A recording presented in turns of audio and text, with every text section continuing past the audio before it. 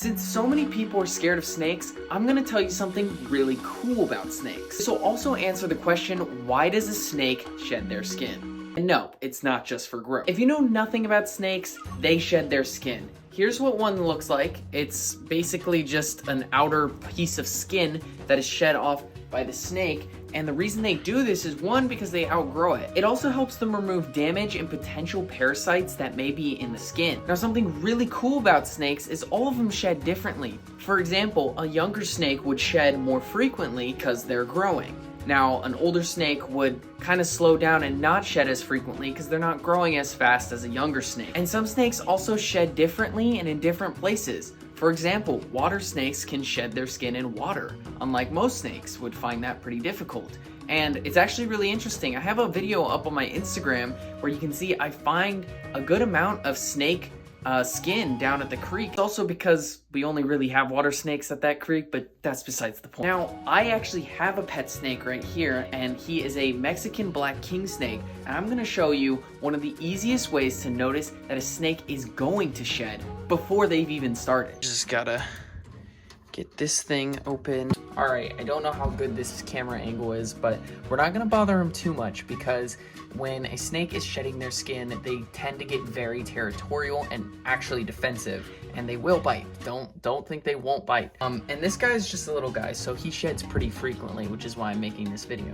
But if you couldn't tell, this enclosure right now isn't the most moist environment, and when a snake is shedding, it's easier to slide off their skin if it's a more wet terrain. So actually, his favorite spot is when he's going into shedding, is to sit right under here under this water bowl. And I can tell you right now, I know he's under there. We're gonna lift this up, and I'm gonna see if you guys notice a difference between an image I'm gonna put up of what he normally looks like and what he looks like right now. So here we go. So if you look at him, you can see that it's a very, very damp environment under the, sorry, I kind of use the, so you can kind of see, here he is. You can see how it's a wetter terrain under there. I don't want to spook him too much, so I'm not going to put the camera in his face. But you can look, it's a damper spot under there, so it's easier to shed off that skin, to slide out of that skin. And so if you didn't see him, I'll kind of replay the clip. He has very milky eyes, and he's also a lighter color. You can tell their skin kind of looks dirty. Here he is over here. Here's his little head. You can see him right there. If I zoom in, there he is. Let's see if we can get a good shot of his eyes. There he is. He's a beautiful little snake. He's actually on the move, which he normally doesn't do when he's in shed. But yeah.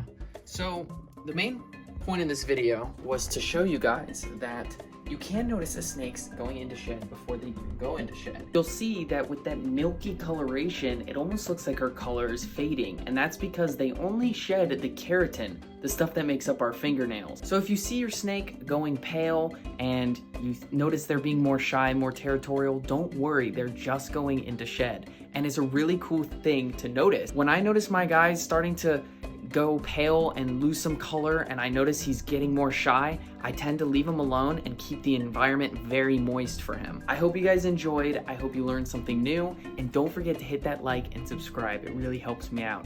I'll see you guys in the next video. Stay tuned for more.